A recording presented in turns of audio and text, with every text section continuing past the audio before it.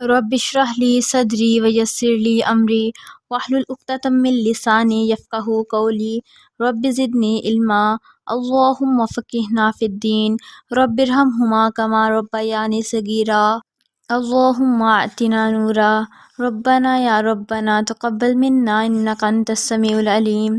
السلام علیکم ورحمۃ اللہ وبرکاتہ۔ ممکنہ طور پر آج ہمارا لاسٹ لیکچر ہے، الحمدللہ لاسٹ کلاس ہے۔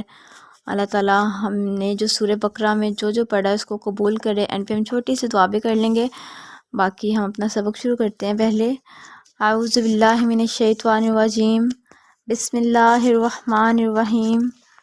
یا ایہا الذین آمنوا اذا تدینتم بدین الی اجل مسمی فاکتبوہ، اے ایمان والو تم ایک دوسرے کو قرض دو مدت مقررہ تک تو لکھ لیا کرو اسے، اور چاہیے کہ لکھے تمہارے درمیان لکھنے والا عدل و انصاف سے، اور نہ انکار کرے لکھنے والا جیسے سکھایا ہے اس کو اللہ نے، بس وہ بھی لکھ دے، اور لکھوائے وہ شخص جس کے ذمہ حق ہے یعنی کہ قرضہ ہے، اور ڈرے اللہ سے جو اس کا پروردگار ہے، اور نہ اس کی کمی کرے اور نہ اس سے زیادتی کرے۔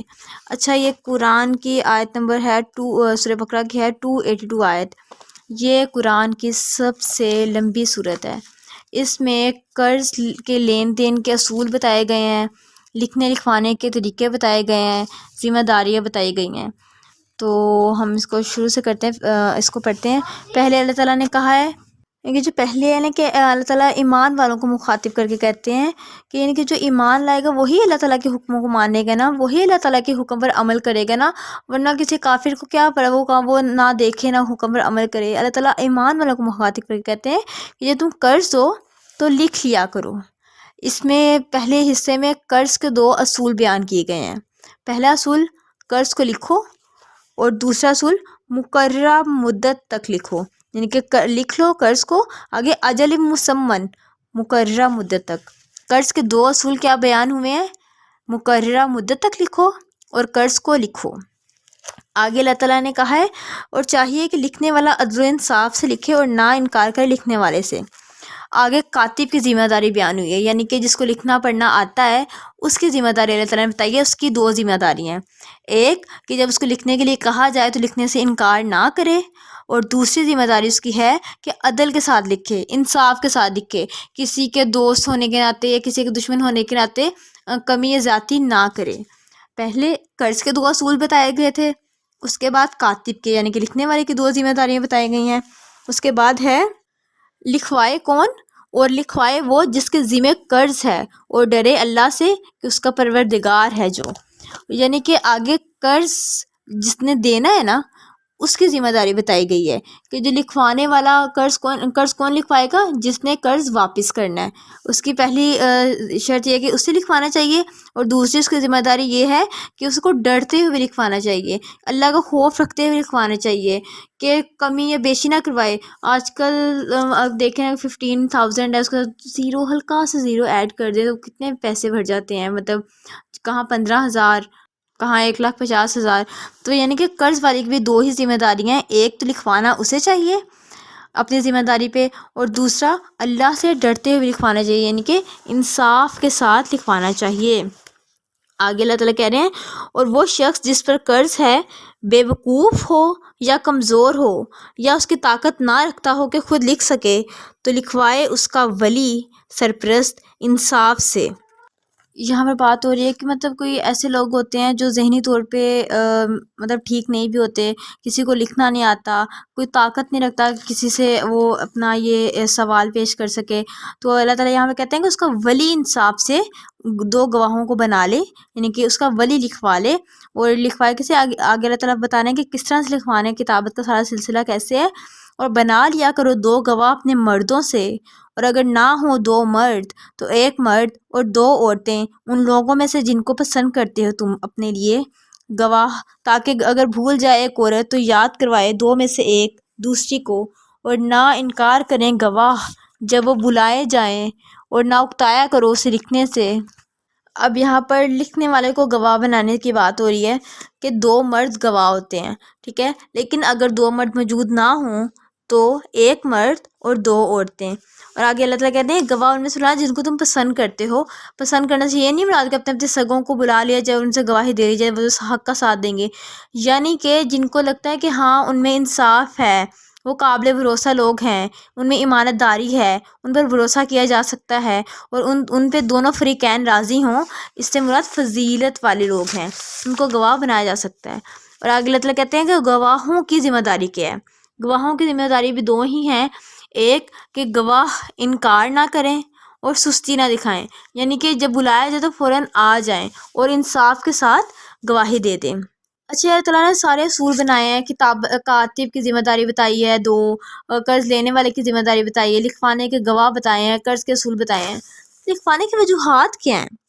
یعنی کہ اگر ہم لوگ شعور اور حکمت سے دیکھیں نا تو لکھوانے کی وجوہات یہ ہیں کہ ایک انسان بھول بھی سکتا ہے، جب بھولے گا تو آپس میں لڑائی بحث بھی ہو سکتی ہے، پھر اس طرح سے تعلقات بگڑ بھی سکتے ہیں، ناانصافی پھیل بھی سکتی ہے، شک ابھر بھی سکتا ہے. تو یہ سارے معاملات ہو سکتے ہیں. تو آگے اللہ تعالیٰ کہتے ہیں تو یہ اللہ تعالیٰ کی ساری حکمت کی باتیں ہیں. تو اللہ تعالیٰ سب سکھا رہا ہے حکمت کی باتیں، ان سب باتوں میں حکمت ہوتی ہے، وہ ہمیں سکھاتا ہے تاکہ ہم لوگ سمجھیں، اپنی زندگی میں معاشرہ ایک پرامن قائم ہو سکے. یہ ہے اللہ کے نزدیک اور بہت محفوظ رکھنے والی گواہی کو، اور آسان طریقہ ہے تمہیں شک سے بچانے کا، مگر یہ کہ سودا دست بدستی ہو جس کا تم لین دین آپس میں کرتے ہو، نہیں تم پر کوئی حرج اگر نہ بھی لکھواؤ اسے. یعنی کہ یہاں پر یہ بات ہو رہی ہے کہ اگر تو تم لوگ ڈائریکٹ ہی پیسے دیتے ہو اور اپنا سودا کر لیتے ہو تو اس پہ تو اللہ تعالیٰ کہتا ہے اگر نہ بھی لکھواؤ تو کوئی حرج نہیں ہے، لیکن گواہ یہاں پہ بھی ضرور بنا لیا کرو. اور گواہ بنا لیا کرو جب خرید و فروخت کرو، اور ضرر نہ پہنچایا جائے لکھنے والوں کو اور نہ گواہ کو، اور اگر تم ایسا کرو گے تو یہ نافرمانی ہوگی تمہاری. اور ڈرو اللہ سے، وہ سکھاتا ہے تمہیں اللہ تعالیٰ، اور اللہ تعالیٰ ہر چیز کو خوب جاننے والا ہے. اللہ تعالیٰ نے سارے اصول بتا دیے. تو اینڈ پہ اللہ تعالیٰ کہتے ہیں اگر تو ڈائریکٹ لین دین کر رہے ہو تو اس پہ تو کوئی مسئلہ نہیں، اگر تم لوگ نہیں بھی لکھواتے، لیکن گواہ ضرور بنا لیا کرو. آگے اللہ تعالیٰ کہتے ہیں اور ضرر نہ پہنچایا جائے، یعنی کہ تکلیف نہ پہنچائی جائے لکھنے والے کو اور گواہوں کو، یعنی کہ گواہوں کو اور کاتبوں پر بوجھ نہ ڈالا جائے، انہیں اذیت نہ دی جائے کہ وہ بدل دیں، وہ اتنا بڑھا دیں، وہ زیادتی کر دیں، یا وہ اس کا ساتھ دے دیں، اس کا ساتھ نہ دے. یہ فسق کے درجے میں آتا ہے، اور فسق سے مراد نافرمانی ہے. تو اللہ تعالیٰ یہاں پر کہتے ہیں نا وَيُعَلِّمُكُمُ اللَّهُ، اللہ تعالیٰ سکھاتا ہے تمہیں. یہاں پر یہ نہیں کہ اللہ تعالیٰ بتاتا ہے تمہیں، اللہ تعالیٰ سکھاتا ہے. اللہ تعالیٰ سب سکھا رہے ہیں، وہ معلم بن رہا ہے، استاد بن رہا ہے، وہ ان سب باتوں میں حکمت ہوتی ہے. وہ بتانا چاہ رہے کہ اس طرح سے کرو، یہ اصول اپنا لو تاکہ آداب معاشرت ہم لوگ سیکھ لیں. کیونکہ اور اگر ہم گواہوں کے متعلق کچھ ہے کہ نبی پاک صلی اللہ علیہ وسلم نے فرمایا جھوٹ بولنا اور جھوٹی شہادت دینا بڑا گناہ ہے. بڑا گناہ یعنی کہ کبیرہ گناہ، اور کبیرہ گناہ وہ جن کے جب تک ہم معافی مانگ نہیں لیتے وہ معاف نہیں ہوتے. تو یہ قرآن کی جو سب سے لمبی صورت تھی اس میں یہ ہے. سب سے پہلے ہم نے پڑھے قرض کے 2 اصول پڑھے جو تھے مدت مقرر کر لو اور قرض لکھ لو. کاتب کی ذمہ داری پڑی جو کہ 2 تھی کہ عدل کے ساتھ لکھے اور لکھنے سے انکار نہ کرے. پھر قرض قرض دینے والے پر ذمہ داری، اسے یعنی کہ اسے لکھوانا چاہیے اور اللہ سے ڈرتے ہوئے لکھوانا چاہیے. پھر لکھوانے والے گواہ وہ 2 تھے، 2 مرد، یا اگر 2 مرد نہ ہو تو 1 مرد اور 2 عورتیں. پھر کس کو گواہ بنانا ہے؟ ان میں سے وہ لوگ جن کو تم پسند کرتے ہو، یعنی کہ جو فضیلت والے ہوں، ایماندار ہوں، بھروسے والے لوگ ہوں. پھر گواہوں کی ذمہ داری کہ گواہ انکار نہ کریں اور نہ ہی سستی دکھائیں، یعنی کہ یہاں لکھا ہوا تھا نا کہ اکتاتے ہوئے نہ ہو. اور آگے لکھوانے کی وجوہات بیان کی جو میں نے آپ کو بتا چکی ہوں. آگے اللہ تعالیٰ نے کہا ہے کہ کاتبوں اور گواہوں پر بوجھ نہ ڈالا جائے. یعنی کہ یہ سارے تھے اس قرآن کی سب سے لمبی آیت میں لکھنے لکھوانے کی، لین دین کی، قرضے کی، اس کے اصول اور اس کے لیے لوگوں کی ذمہ داری. آگے ہے وَإِن كُنتُمْ عَلَىٰ سَفَرٍ، اور اگر تم سفر میں ہو اور نہ پاؤ کوئی لکھنے والا تو کوئی چیز گروی رکھ لیا کرو اور اس کا قبضہ دے دیا کرو. پھر اگر اعتبار کر لے کوئی تم میں سے دوسرے پر، پس چاہیے کہ وہ ادا کرے جس پر اعتبار کیا گیا ہے اپنی امانت کو، اور ضروری ہے کہ ڈرتا رہے اللہ سے جس کا رب ہے، اور مت چھپاؤ گواہی کو، جو شخص چھپاتا ہے اسے تو یقیناً گناہ گار ہے اس کا ضمیر، اور اللہ تعالیٰ جو کچھ تم جانتے ہو خوب کرتے ہو خوب جاننے والا ہے. یہاں پر بات ہو رہی ہے کہ اگر سفر میں ہمیں کچھ قرضہ لینا پڑ جائے تو اس کے بارے میں کیا معاملات ہیں۔ اس کے بارے میں ہے کہ جب سفر میں ہو تو اور کوئی لکھنے والا نہ پاؤ، کوئی کاتب نہ پاؤ، تو چیز گروی رکھ لیا کرو، رہن رکھ لیا کرو، اس کا قبضہ دے دیا کرو، پھر اگر اعتبار کر لے تمہیں تو کوئی دوسرے پر۔ یعنی کہ اگر کاتب نہ ملے، یعنی کہ لکھنے والے نہ ملے، گواہ بھی نہ ملے، تو اس سفر میں ہو تو رہن پر معاملہ کر لینا چاہیے۔ اللہ نے اپنے رب ہونے کے شعور دلا کر اپنی ذات سے ڈرایا ہے، اور اللہ تعالیٰ نے بتایا ہے کہ جو بھی معاملات طے کرو، سفر میں کرو، جس طرح سے بھی کرو، تو ضروری ہے کہ ڈرتا رہے اللہ سے۔ اپنی ایمانت مت چھپاؤ، گواہی مت چھپاؤ، جو چھپاتا ہے اس سے یقیناً وہ اپنے دل میں گناہ گار ہے۔ نبی پاک صلی اللہ علیہ وسلم نے فرمایا، سب سے بہتر گواہ وہ ہے جو گواہی طلب کرنے سے پہلے خود پیش ہو جائے۔ یہاں پہ جو چیز ہے نا، فَإِنَّهُ عَاصِمٌ قَلْبُهُ، اور گناہ گار ہے اس کا دل، یعنی کہ جو گواہی نہیں دیتا، جو اس طرح کے معاملات پہ اللہ تعالیٰ نے جس طرح سے سکھایا اس پہ عمل نہیں کرتا، اس کا دل گناہ گار ہے۔ یعنی کہ جو دل کے اثرات ہوتے ہیں نا، وہ ہمارے اعضاء پر پڑتے ہیں، اور آنکھیں، زبان، ہاتھ کے اعمال، یہ سارے دل کی وجہ سے ہوتے ہیں۔ ہمارے دل سے ہم لوگ، دل میں خواہش ابھرتی ہے یہ گناہ کر لیں، کانوں سے گانے سن لیں، تو یہ سارا کچھ جو دل کے اثرات ہوتے ہیں وہ ہمارے جسم میں پڑتے ہیں۔ نبی پاک صلی اللہ علیہ وسلم نے فرمایا، سن لو، جسم میں گوشت کا ایک لوتھڑا ہے، جب وہ درست ہوتا ہے تو سارا بدن ٹھیک رہتا ہے، اگر وہ خراب ہوتا ہے تو سارا جسم خراب ہو جاتا ہے، خبردار وہ دل ہے۔ تو ہمیں اپنے دل کی اصلاح کرنی ہے، اور دل کی اصلاح علم کے بغیر ممکن ہی نہیں ہے۔ جتنا زیادہ ہم لوگ محاسبہ کریں گے نا، اتنا ہی زیادہ ہمارے اندر شعور جاگے گا، اور شعور جگانے کے لیے ہمیں علم حاصل کرنا ضروری ہے، اور علم حاصل کرنے کے لیے مخلص ہونا ضروری ہے، یعنی کہ دین کے ساتھ۔ دین کا علم حاصل کرنے کے لیے ہمیں شعور چاہیے، اور ہمیں اپنے اندر شعور پیدا کرنے کے لیے ہمیں علم حاصل کرنا ہے، دین کا علم، قرآن و سنت کا علم، جو نبی پاک ہمارے لیے چھوڑ کے گئے تھے۔ انہوں نے کہا تھا تمہارے دو چیزیں چھوڑے جا رہا ہوں، قرآن اور سنت۔ تو ہمیں اپنے دل کو پاک رکھنا ہے، ہمارا دل پاک ہوگا تو ہمارے اعضاء، ہمارے اعمال، ہمارے سب کچھ پاک ہوگا۔ کیونکہ اگر علم آ جائے لیکن شعور بیدار نہ ہوگا تو محاسبے پر پڑتا ہے، اور اس کے لیے نماز کی پابندی ضروری ہے۔ This is the point to be noted, کہ نماز کی پابندی کرنے سے ہمیں محاسبہ حاصل ہوگا، محاسبے سے شعور پیدا ہوگا، شعور پیدا ہونے سے علم آئے گا۔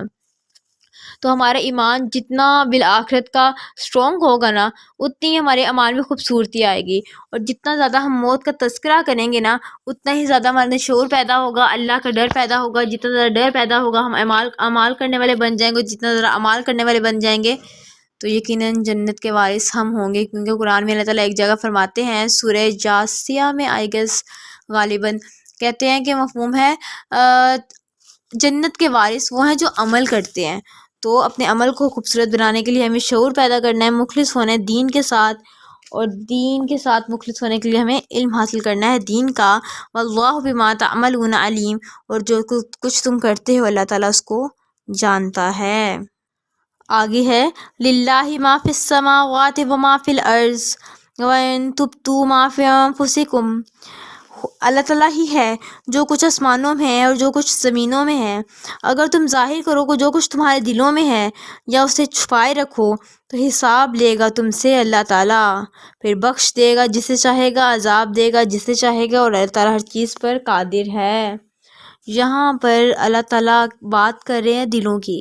اچھا، جب یہ آیت اتری نا تو حضرت ابو ہریرہ رضی اللہ عنہ بیان کرتے ہیں کہ جب رسول اللہ صلی اللہ علیہ وسلم نے ہمیں یہ آیت سنائی تو جو کچھ بھی تمہارے دلوں میں ہے تم ظاہر کرو، اللہ تعالیٰ تم سے حساب لے گا۔ یہ تو صحابہ کرام کے اوپر نا یہ آیت بڑی شاق گزری، یعنی ان کو بڑی تکلیف ہوئی، وہ یعنی کہ وہ ڈر گئے۔ انہوں نے رسول اللہ صلی اللہ علیہ وسلم کی خدمت میں حاضر ہوئے اور گھٹنوں کے بل گر پڑے اور عرض کی، یا رسول اللہ، ہمیں ان اعمال کی بجا لانے کا مکلف بنایا گیا ہے جن کی ہم استطاعت رکھتے ہیں، مثلا نماز، جہاد، روزہ، صدقہ، اور اب تو آپ پر یہ آیت نازل ہو چکی ہے جس کی ہم استطاعت نہیں رکھتے۔ تو رسول اللہ صلی اللہ علیہ وسلم نے فرمایا، کیا تم چاہتے ہو کہ تم اس طرح کا جواب دو جس طرح کا جواب تم سے پہلے یہود و نصارہ نے دیا تھا، یعنی ہم نے سنا اور ہم نے نافرمانی کی؟ تو ہم آپ لوگ اور تم لوگ بلکہ تمہارا جواب یہ ہو کہ ہم نے سنا اور ہم نے تابعداری کی، سمینا و طعنا۔ یعنی کہ یہ جب آیت نازل ہوئی نا تو لوگ بہت صحابہ کرام بہت ڈر گئے تھے، کیونکہ یہ آیت ہی ڈرانے والی ہے نا کہ تم جو بھی کچھ بھی کرو، ظاہر کرو یا چھپاؤ، تمہارے دل میں ہے، اللہ تعالیٰ حساب لے گا۔ دلوں میں تو ہمارے ایسے ایسے خیالات آتے ہیں کہ ہم لوگ خود بھی سوچنے بیٹھے تو خود سے نفرت ہونے لگے نا۔ تو اس بارے میں صحابہ کرام نے پوچھا، تو پھر اللہ تعالیٰ نے اس کے بعد ایک اور آیت نازل کری، وہ ہم انشاءاللہ آگے بڑھتے ہیں۔ تو اس کو ہم پہلے تھوڑا سا ڈسکس کر لیتے ہیں کہ اللہ تعالیٰ یہاں کہتے ہیں کہ تم، اللہ تعالیٰ کو کل کا بھی علم ہے اور جزیات کا بھی علم ہے۔ یعنی کہ امام مجاہد کہتے ہیں تمہارے دلوں میں جو یقین، شک ہے، وہ بھی اللہ تعالیٰ جانتا ہے۔ جو چیز تمہارے دلوں میں قرار پکڑتی ہے اور جو تم عمل کرتے ہو، اللہ تعالیٰ دونوں سے واقف ہے۔ یعنی کہ ایک صورت میں اللہ تعالیٰ فرماتے ہیں اللہ تعالیٰ آنکھوں کی خیانت کو جانتا ہے اور وہ جو سینوں میں چھپائے ہوئے ہیں۔ اس طرح سورہ قاف میں اللہ تعالیٰ فرماتے ہیں ہم جانتے ہیں اس کے نفس میں کیسے کیسے وسوسے آتے ہیں، اسی کی رگ و جان سے بھی زیادہ قریب ہیں۔ تو یعنی کہ پھر یہ جب نبی پاک صلی اللہ علیہ وسلم نے فرمایا خیالوں کے بارے میں، یہ تو نا خیال آنے کا، لیکن جو عمل کر گزرے تھے ان کے بارے میں بات ہو رہی تھی کہ ان کے بارے میں اللہ تعالیٰ ان کو سزا دیں گے، لیکن جن کا خیال آتا ہے اور اس پہ قابو پا لیتے ہیں، اس کو فراموش کر دیتے ہیں، تو ان کے لیے اللہ تعالیٰ کی معافی بھی ہے۔ نبی پاک صلی اللہ علیہ وسلم نے فرمایا اللہ نے میری امت کے دل کے خیالوں پر معاف کر دیا ہے، سوائے ان کی گرفت ہوگی جو عمل کر گزریں۔ اسی طرح ایک بہت پیاری حدیث ہے، حدیث قدسی ہے کہ اللہ تعالیٰ فرماتے ہیں جب میرا بندہ برائی کا ارادہ کرے تو فرشتوں سے کہتے ہیں اسے نہ لکھو، یعنی کہ برائی کا ارادہ کرنے پر نہ لکھو، اگر وہ میرے خوف کی وجہ سے اسے چھوڑ دے تو اس کے لیے نیکی لکھو، اور اگر کوئی بندہ نیکی کا ارادہ کرے تو اس کا خیال پر بھی نیکی لکھو، اور اگر عمل کر لے تو اس کے لیے 10 نیکیاں لکھو۔ یہ ہے اللہ تعالیٰ کی ذات، یہ ہے اللہ تعالیٰ کی محبت۔ یعنی کہ اگر تو برائی کا ارادہ کرے تو اس کو نہ لکھو، اگر برائی کر لے تو صرف ایک برائی، لیکن اگر برائی چھوڑ دے تو اس پہ بھی نیکی لکھو، لیکن اگر نیکی کا ارادہ بھی کر لے تو اس پہ بھی نیکی لکھو۔ یعنی کہ اللہ تعالیٰ سراپے محبت ہے اور اس کے سوا کچھ بھی نہیں۔ اسی طرح اللہ تعالیٰ حضرت عبداللہ بن عمر سے پوچھا گیا کہ انہوں نے پوچھا کہ سرگوشی کے متعلق آپ نے نبی پاک صلی اللہ علیہ وسلم سے کیا سنا ہے، تو انہوں نے فرمایا کہ نبی پاک نے فرمایا قیامت کے دن ایک مومن اللہ کے قریب کیا جائے گا، اللہ اس پر اپنی رحمت کا پردہ ڈال دے گا، پھر بندہ مومن سے اللہ رب العزت سوال کریں گے کہ اس کے گناہوں کا تذکرہ کیا جائے گا، کیا تو یہ گناہوں کو جانتا ہے، کیا تو نے یہ گناہ کیا؟ تو مومن اقرار کرے گا تو اللہ کہے گا دنیا میں میں نے تیرے گناہوں کو پردہ رکھا، تو آخرت میں آج میں پردہ رکھوں گا۔ یعنی کہ یہ ہے اللہ تعالیٰ، یہ اللہ تعالیٰ کی محبت، اور منافقین اور کافروں کو سب کے سامنے حساب لیا جائے گا۔ اس طرح سورہ نور میں اللہ تعالیٰ فرماتے ہیں اگر تم سب چاہتے ہو کہ اللہ تمہیں معاف کرے تو تم لوگوں کو معاف کیا کرو۔ یعنی کہ یہ ہے اپنے دلوں کو پاک کرنا ہے، اپنے دلوں کو خیال آ جاتے ہیں، وسوسے آ جاتے ہیں، لیکن ان پہ عمل کرنے سے گریز کرنا ہے اور اللہ تعالیٰ کی طرف فوراً ہی رجوع کرنا ہے۔ آگے ہے قرآن کی سورہ بقرہ کی آخری 2 آیات جن کی بہت فضیلت ہے۔ ہمارا چونکہ آج آخری لیکچر ہے تو ہم اس کی پوری عربی پڑھ لیتے ہیں، کیونکہ عربی پڑھنے سے جو ہمارے اندر اثر پیدا ہوتا ہے نا وہ اردو میں نہیں ہوتا۔ آمن الرسول بما انزل الیہ من ربہ والمؤمنون کل آمن باللہ وملائکتہ وکتبہ ورسلہ لا نفرق بین احد من رسلہ وقالوا سمعنا واطعنا غفرانک ربنا والیک المصیر لا یکلف اللہ نفسا الا وسعها لها ما کسبت وعلیہا ما اکتسبت ربنا لا تؤاخذنا ان نسینا او اخطأنا ربنا ولا تحمل علینا اصرا کما حملتہ علی الذین من قبلنا ربنا ولا تحملنا ما لا طاقۃ لنا به واعف عنا واغفر لنا وارحمنا انت مولانا فانصرنا علی القوم الکافرین۔ یہ سورہ بقرہ کی آخری 2 آیات یہ قرآن کی عظیم آیات میں سے ایک ہیں۔ ان کے جو شان نزول ہے نا وہ یہ ہے کہ جب نبی پاک صلی اللہ علیہ وسلم کو معراج پر لے کے جایا گیا نا تو ان کو وہاں پر 3 چیزیں عطا کی گئیں، سدرۃ المنتہا پر دی گئی، سدرۃ المنتہا جہاں پر جس کے آگے حضرت جبریل بھی جانے کی جن کو اجازت نہیں ہے سدرۃ المنتہا پہ۔ وہاں 3 چیزیں دی گئیں نبی پاک کو، ایک 5 نمازیں، دوسری یہ 2 آیات، یعنی کہ یہ 2 آیات قرآن کی سورہ بقرہ کے آخر 2 آیات اس دنیا میں نازل نہیں ہوئیں، یہ نبی پاک کو معراج پر تحفتاً دی گئی تھیں، اور تیسری اس آدمی کی بخشش کی ضمانت جس نے کبھی شریک نہ ٹھہرایا ہو اللہ کے ساتھ۔ ان کے بارے میں ایک اور نزول کی صورت ہے کہ ان کے متعلق کہا جاتا ہے کہ نبی پاک صلی اللہ علیہ وسلم کو 2 نوروں کی خوشخبری دی گئی جو آپ سے پہلے کسی کو نہ دی گئی تھی، ایک سورہ فاتحہ اور ایک یہ 2 آیات، یہ دونوں جو دل کی حاضری کے ساتھ پڑھیں گے اسے عطا کیا جائے گا۔ سورہ فاتحہ اور یہ 2 آیات بہت سے سبق پوشیدہ ہیں جو ان کو دل کی شعور کی حالت سے پڑھیں گے تو اللہ تعالیٰ کہتے ہیں کہ ان کو عطا کیا جائے گا۔ اور ان آیات کے بارے میں یہ مفہوم ہے کہ جس نے رات کو یہ آیات پڑھ لیں تو اللہ ان کے لیے تو یہ آیات ان کے لیے اس کے لیے پوری رات کے لیے کافی ہو جائیں گی۔ حضرت علی فرماتے ہیں کہ یہ وہ خزانہ ہے جو عرش کے خزانوں میں سے دیا گیا ہے۔ ہمیں 3 فضیلتیں دی گئی ہیں جن میں سے ایک سورہ بقرہ کی آخری 2 آیات ہیں۔ یہ فضیلت ہم اس کو پڑھتے ہیں، آمن الرسول بما انزلا، اور ایمان لایا رسول کے ساتھ جو اتاری گئی اس کی طرف، اس کے رب کی طرف سے، اور ایمان لائے مومن یہ سب دل سے مانتے ہیں اللہ کو اور اس کے فرشتوں کو اور اس کی کتابوں کو اور اس کے رسولوں کو۔ یعنی کہ یہاں پر ہم اتنا پڑھتے ہیں کہ اس میں یعنی کہ 3 چیزیں آتی ہیں، دل سے اقرار، زبان سے اعتراف اور اعمال سے اظہار۔ ہم دل سے اقرار کرتے ہیں کہ نبی پاک اللہ کے رسول ہیں، فرشتوں کو دل سے مانتے ہیں، زبان سے اعتراف کرتے ہیں، اعمال سے اظہار کرتے ہیں، اس کی کتابوں کو، اس کے رسولوں کو ہم مانتے ہیں۔ تینوں چیزیں ضروری ہیں۔ ایمان کیا ہے؟ نبی پاک صلی اللہ علیہ وسلم نے فرمایا مفہوم ہے ایمان یہ ہے کہ تم اللہ کے وجود اور وحدانیت، فرشتوں کے وجود پر، رسولوں پر، اللہ کی ملاقات پر اور بعثت بعد الموت پر ایمان، یقین کے ساتھ ایمان لانا، یعنی کہ یقین رکھنا ایمان ہے۔ آگے سے ہے لا نفرق بین احد من رسلی، ہم فرق نہیں کرتے کسی میں سے اس کے رسولوں سے، یعنی کہ ہر رسول کو اللہ کا نبی ماننا، اللہ کا رسول ماننا، یہ نہیں کہ اس کی فضیلت بہت زیادہ ہے، اس کی بہت کم ہے، وہ کچھ بھی نہیں، نعوذ باللہ، اس طرح سے جس طرح سے یہ یہود و نصارہ کرتے ہیں، نہیں، ہر کسی بھی رسول میں فرق نہیں کرنا۔ آگے ہے وَقَالُوا سَمِعْنَا وَأَطَعْنَا، یہ خوبصورت ترین لفظ ہے جو کہ مومنوں کا پیٹ پیٹ ہونا چاہیے کہ ان کو جب بھی کوئی حکم سن لیں وہ کہیں سمعنا، ہم نے سنا، وَأَطَعْنَا، اور ہم ایمان لائے۔ یعنی کہ جو ایمان والے ہوتے ہیں نا جیسے سنتے ہیں نا وہ مان لیتے ہیں، وہ کیوں، کیا، کیسے، کب، کہاں سے ماورا ہو کر سنتے ہیں اور مان بھی لیتے ہیں۔ یہ جو ہم نے پوری سورہ بقرہ پڑھی ہے اس سے ہم نے مختلف احکام پڑھے ہیں، اس سے ہم نے مختلف قسم کی باتیں سیکھی ہیں، ہم نے یہود و نصارہ کے سے نشانیوں، عبرت کی نشانیوں سے ہم نے اپنے لیے سبق سیکھے ہیں، ہم نے کافی کچھ سیکھا ہے، تو ہمیں ان سب پہ کیوں، کیا، کیسے نہیں کرنا۔ دس از دا مین ورڈ، سمعنا و اطعنا، ہمیں سمعنا و اطعنا کا مظاہرہ کرنا ہے کہ ہم نے یہ سب سورہ بقرہ سنی اور ہم نے مان لی، صدقے دل سے مان لی، اس کے عمل کرنے کی کوشش کی۔ ہم نے کیوں، کیا، کیسے، کب، کہاں میں نہیں پڑھنا، ہم نے جب پورے سورہ بقرہ پڑھ چکے تو ہمیں اس پر عمل کرنا ہے، اگر عمل نہیں کر بھی پاتے تو عمل کرنے کی کوشش کرنی ہے، ہمیں اپنی زندگیوں میں سمعنا و اطعنا کا مظاہرہ کرنا ہے، کیونکہ ایک محبت کرنے والا اپنے محبوب کے لیے بس یہی کہتا ہے کہ ہاں ہم نے سنا اور ہم نے مان لیا۔ غفرانک ربنا والیک المصیر، اور ہم تیری ہی بخشش کے طلبگار ہیں اور تیری ہی طرف ہمیں لوٹنا ہے۔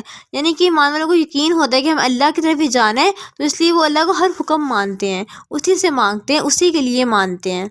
آگے ہے لا یکلف اللہ نفسا الا وسعها، نہیں بوجھ ڈالتا اللہ کسی انسان پر مگر اس کی طاقت سے زیادہ، یعنی کہ یہ اللہ تعالیٰ کی محبت ہے۔ اللہ تعالیٰ کہہ رہے ہیں کہ اللہ تعالیٰ ہماری طاقت سے زیادہ ہم پر بوجھ نہیں ڈالتے، تو پھر جو ہمارے پر بوجھ ہیں، ٹینشن ہیں، ہمارے غم ہیں، وہ کیا ہیں؟ یہ بوجھ ہم نے خود اپنے آپ پر ڈالے ہوئے ہیں، یا اللہ تعالیٰ نے نہیں ڈالے۔ ہم لوگ اپنے اپنے خول میں بند ہیں، ہمارا غم، ہماری خوشی، ہماری زندگی، ہماری بندگی، ہمارے رشتے، ہماری محبتیں، ہماری نفرتیں، ہم لوگ اس ہول سے باہر نہیں نکلتے ہیں. ہمارا غم غم رسول ہونا چاہیے تھا، وہ غم رسول جو نبی پاک صلی اللہ علیہ وسلم نے غم لیا، دین کا غم، اسلام کا غم، اللہ کی محبت کا غم. لیکن ہم نے وہ غم چھوڑ دیا تو ہم دنیا کے غموں میں الجھ گئے، تو جس کا نقصان ہمیں یہی ہونا تھا کہ ہم لوگ بوجھ میں پڑ گئے. لیکن جب ہم اللہ کے دین کو، اللہ کے غم کو اپنا لیں گے تو یقین جانیں ہمیں اپنی جانوں پر بھاری نہیں لگے گا. کیونکہ لا یکلف اللہ نفسا الا وسعها، اللہ کسی جان پر اس کی طاقت سے زیادہ بوجھ نہیں ڈالنا. اللہ ہماری زندگیوں میں اس بات کا یقین لائے کہ اللہ تعالیٰ ہم پر ہماری طاقت سے زیادہ بوجھ نہیں ڈالتے. جب بھی ہمیں پریشانیاں وغیرہ آتی ہیں اس میں اللہ تعالیٰ کی حکمت ہوتی ہے، ورنہ اللہ تعالیٰ بوجھ ہم پہ نہیں ڈالتے. اللہ تعالیٰ کی ذات محبت ہے، اور محبت نہ بوجھ ڈالتی ہے اور نہ ہی بوجھ بنتی ہے. تو اس بات کا اپنی زندگی میں یقین لے آئیں، اپنے آپ کو سمجھا لیں کہ لا یکلف اللہ نفسا الا وسعها، اللہ کسی انسان پر اس کی طاقت سے زیادہ بوجھ نہیں ڈالتا. کیونکہ اس کو جو بھی اجر ملے گا اس کے نیک اعمال کا اسی کو ملے گا، جو برائی کرے گا اس کا وبال اسی پر ہوگا. یعنی کہ اللہ تعالیٰ پورا بدل دیں گے، اچھائی کا بھی اور برائی کا بھی.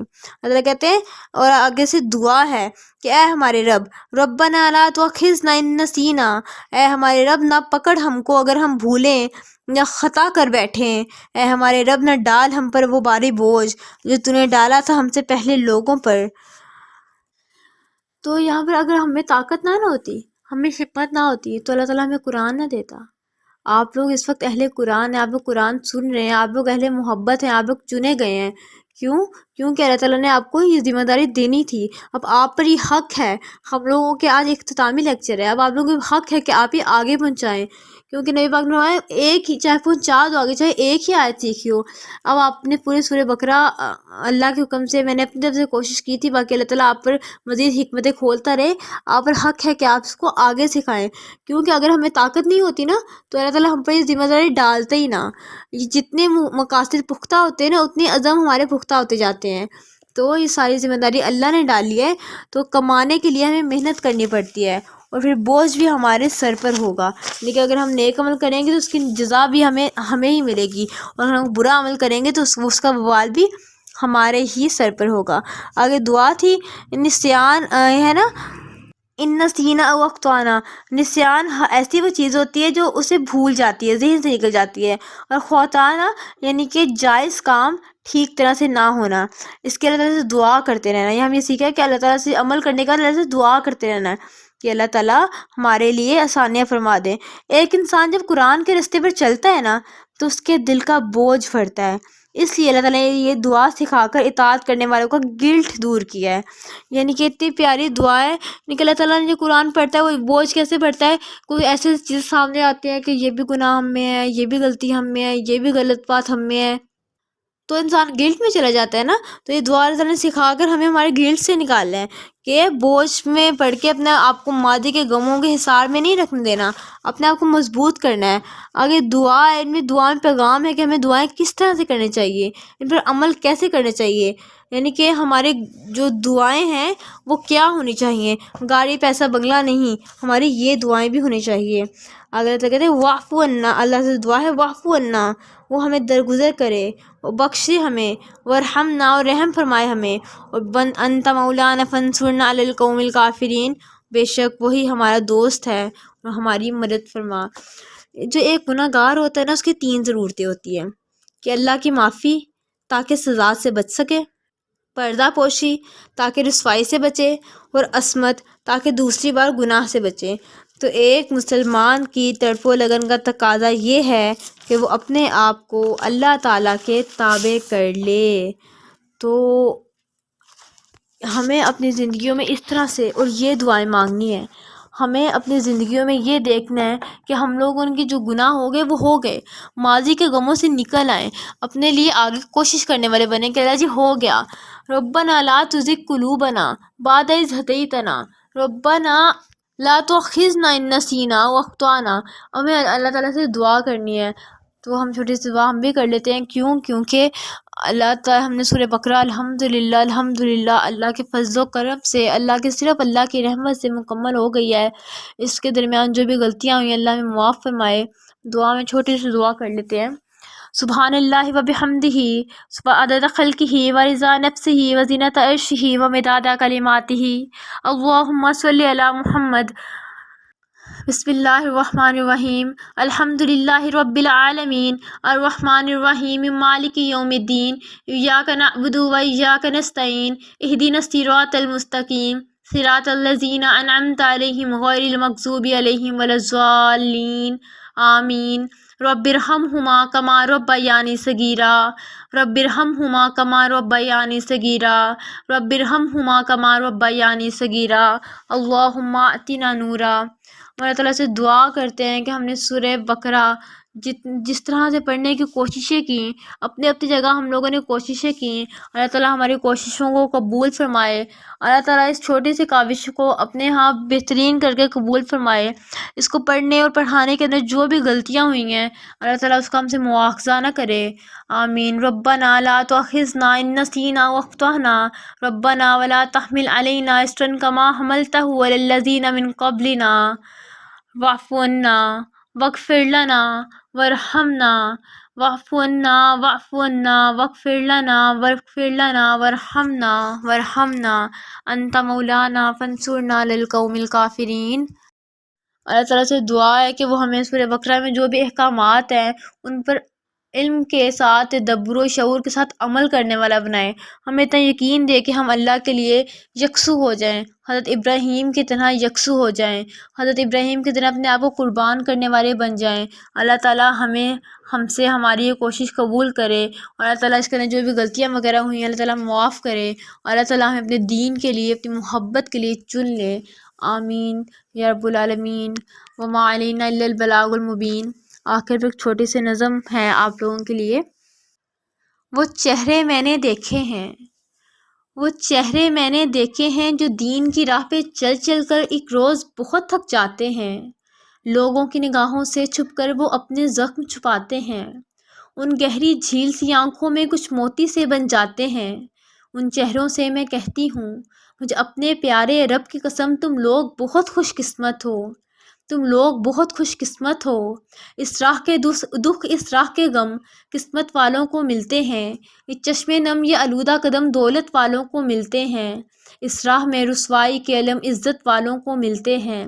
یہ چہرے جب بھی دیکھتی ہوں میں، میری آنکھوں کے آگے وہ منظر گھوم سا جاتا ہے جو لوح ازل میں لکھا ہے، وہ دن کے جس کا وعدہ ہے، جب شاہ گدا بن جائیں گے بس نام رہے گا اللہ کا، اس روز تمہارے یہ چہرے، اس روز تمہارے یہ چہرے ایک چاند کی صورت چمکیں گے، اس روز تمہاری ہی خاطر رستوں کو سجایا جائے گا، پلکوں کو بچھایا جائے گا، خوشبو کو لٹایا جائے گا۔ تم لوگ بہت خوش قسمت ہو، مجھے اپنے پیارے رب کی قسم تم لوگ بہت خوش قسمت ہو، کیونکہ یہ راہ ہر کسی کو نہیں ملا کرتی۔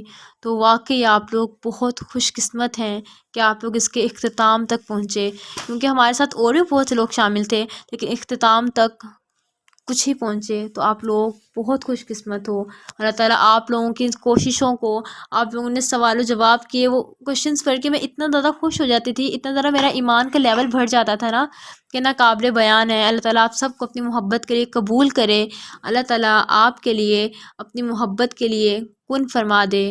وما، مجھے اپنی دعاؤں میں یاد رکھیے گا۔ وما علینا الا البلاغ المبین۔ سبحانک اللہم وبحمدک ونشہد ان لا الہ الا انت ونستغفرک ونتوب الیک۔ السلام علیکم ورحمۃ اللہ وبرکاتہ۔